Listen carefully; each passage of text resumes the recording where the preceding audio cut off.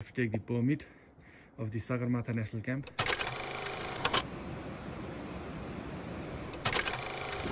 Go, bhai.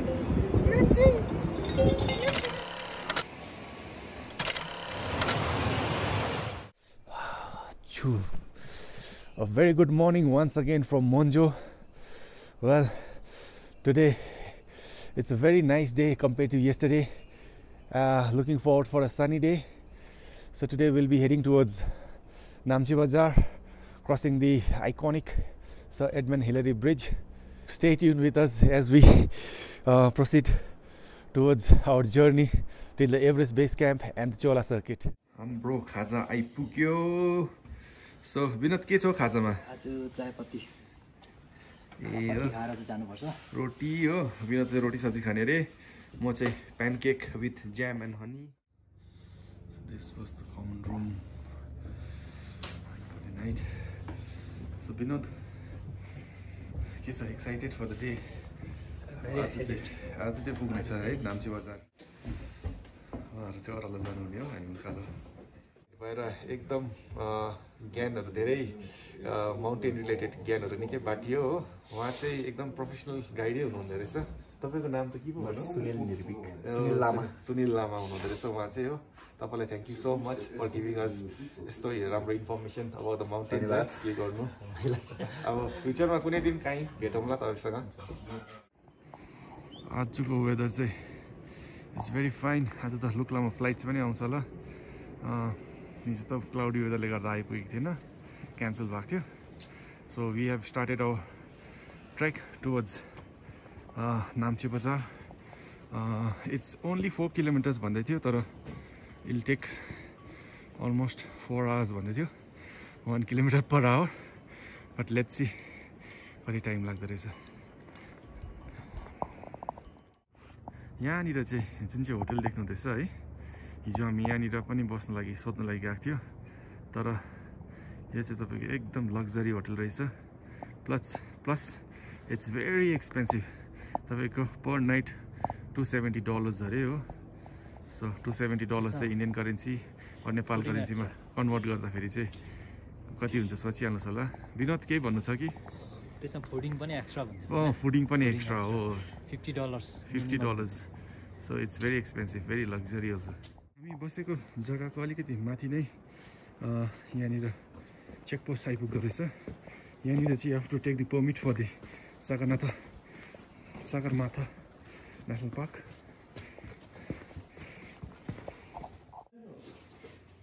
यो चाहिँ Sagarmatha national पार्कको टिकट काट्ने काउन्टर रहेछ.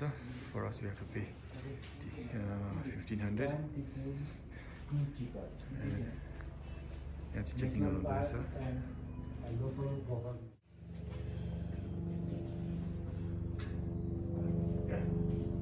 Officially entered the Sagarmatha National Park. अब यहाँबाट चाहिँ नेसनल पार्क सुरु हुन्छ.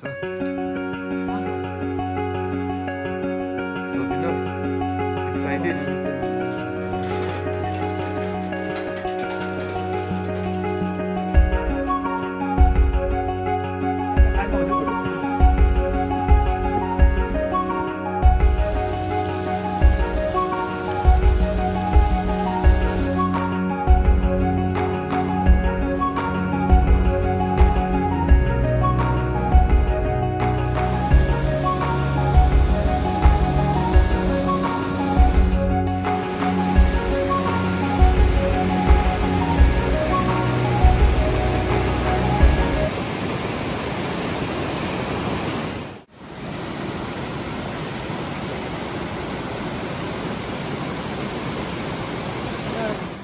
क्यारिङ क्यापेसिटी चाहिँ यहाँको मान्छेहरू मान्नुपर्ने रहेछ. गाडीको क्यारिङ क्यापेसिटी चाहिँ खतरा रहेछ. आमामा 5-6वटा प्लाई प्लस पछाडि के प्रोफाइलको डल्लो हो कि. So we have made it to the iconic sir Edmund Hillary bridge. It feels really good to be here.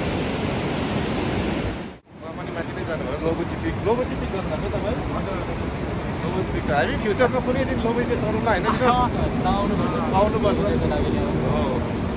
यसपालि on the way to Namche Bazaar है। यहाँनिर एभरेस्ट बन्जी भनेर बोर्ड लगाएको रहेछ हो। जस्ट यो तेन्जिङ हिलेरी ब्रिजको मुन्लोपट्टि ब्रिजमा यहाँनिर चाहिँ बन्जी जम्प स्टार्ट गरेको रहेछ हो। सो जसलाई बन्जीहरू गर्नु मनपर्छ हो, you can do it from Everest पनि रहेछ। It's not necessary you have to go to Kathmandu, Bhotekoshi or else Pokhara or Kushma. You can do it from here also. You can experience the bungee.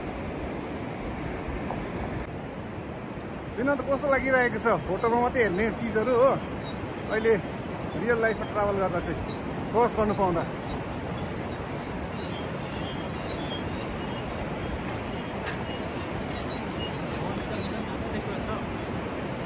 Bungee त मुनि पो रहेछ। Bungee is down there. माथि मजा आउँछ ल बन्जी हाल्नु।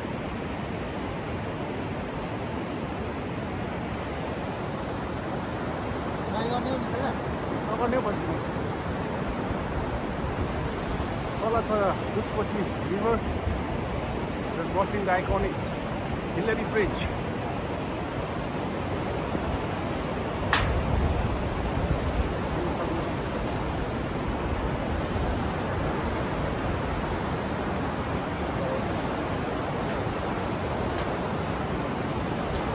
I am at the bridge.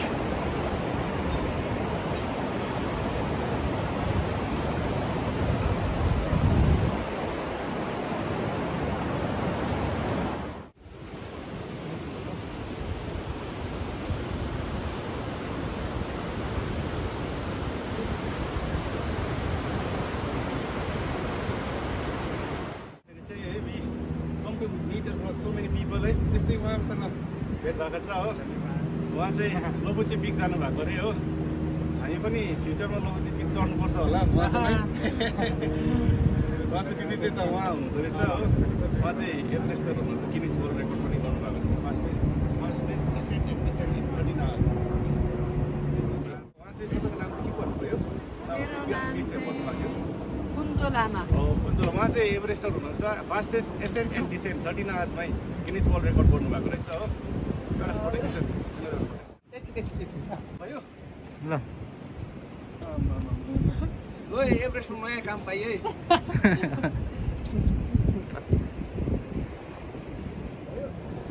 कहाँ गएको भाइ?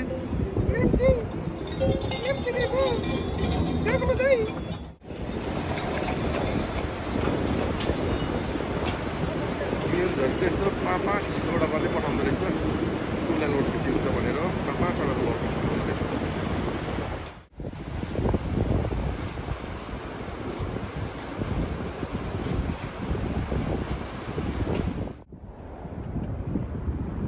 First view of the mountain.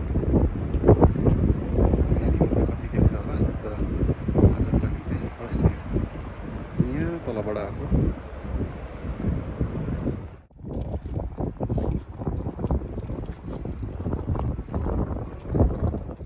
अब यहाँबाट चाहिँ नाम्ची बजार अलमोस्ट 45 मिनट्स लाग्छ अरे हो। सो यहाँ चाहिँ रेस्ट हाउस रहेछ हो।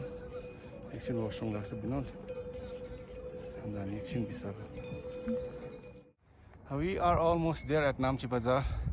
चेकपोस्ट आएको छ यहाँ, अलिकति फर्मेलिटिज पुरा गरेर चाहिँ maybe another 5 to 10 minutes then will be reaching Namche बजार।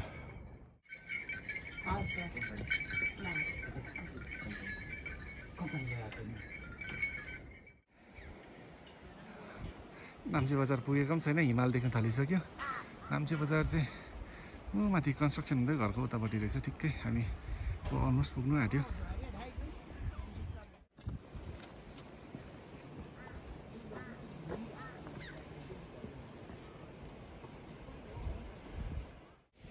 After hiking for almost 5 hours हामी चाहिँ नाम्ची बजार आइपुगेको छ। आजको रेस्ट डे हो, घाम पनि मजाले लागिरहेको छ। नुहाउनु पर्ने छ, most important thing. Last 4 days भइसक्यो हो, नुहाउनु मिलेको छैन। आज चाहिँ घाम लाग्यो, सो अब रुम छिटो गएर नुहाइँदै गरेर चाहिँ बेलुका नाम्ची बजार एक्सप्लोर गर्नुपर्छ।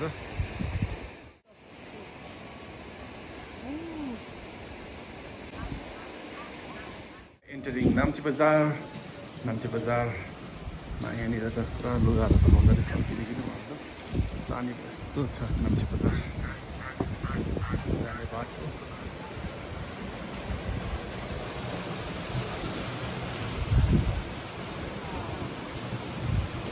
किन विनोद